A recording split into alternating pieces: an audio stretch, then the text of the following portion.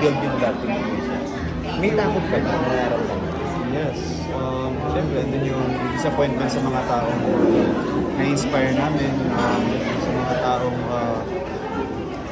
nag-expect, you know, more than us. Yung mga taong umaasa sa amin, alam mo yun, pagbutihan pa namin yung work namin dahil marami kami maabot ng mga tao, marami kami may inspire. Yun yung naiisip ko ngayon kasi yung work naman namin as character and everything, kaya namin i-work out yun. Pero yung factor na baka mamaya dumating sa point na hindi na namin maibigay yung ina-expect nila or gusto nila or masigitan pa, sobrang laki pressure na tao. Ano gagawin mo pag gano'n na yung situation?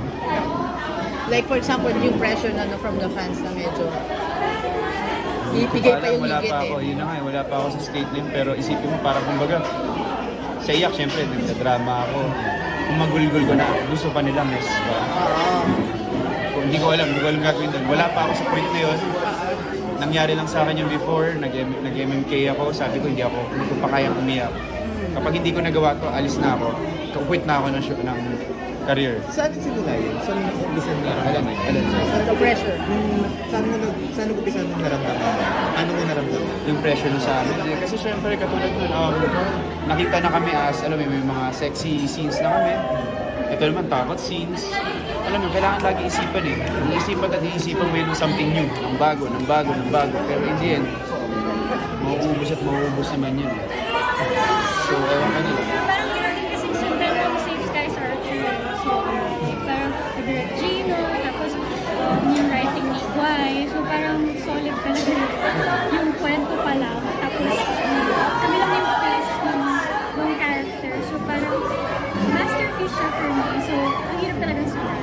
So yun yung pressure. Yung anak ng Vertex, kasi parang pansin lang namin, parang may something sa inyo na pagka may sinabi ka, nagagalit si... Hindi naman ako nagagalit. Yung anak ng Vertex, meron na nga bang something sa inyo?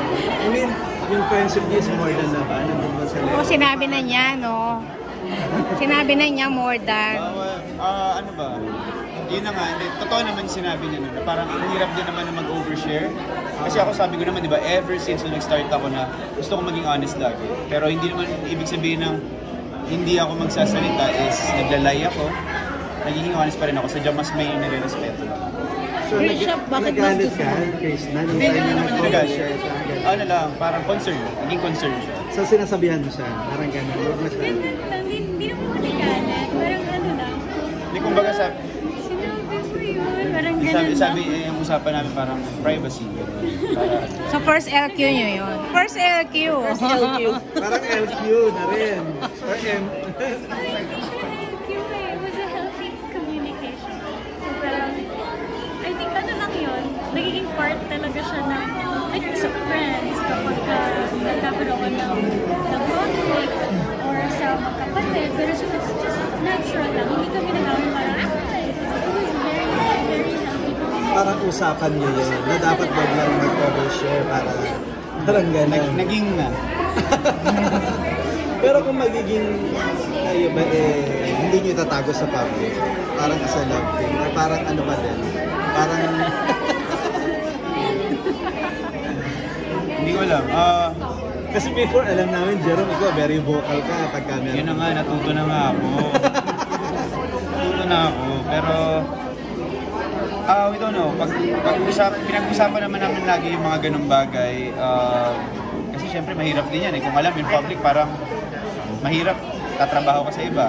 Tapos kapag pag may issue kami, malalaman ng iba, mag-feel ng iba. Pero kapag alam mo yun, wala silang idea or whatsoever, nire-respeto nila yung privacy. At least, kung ano man yung pinagdadaanan namin, sa amin lang muna, maaambo na lang ng kung ano man yung nagagawa namin.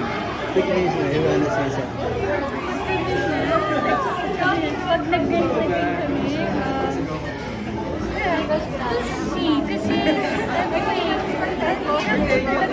sa showbiz, especially like yung mga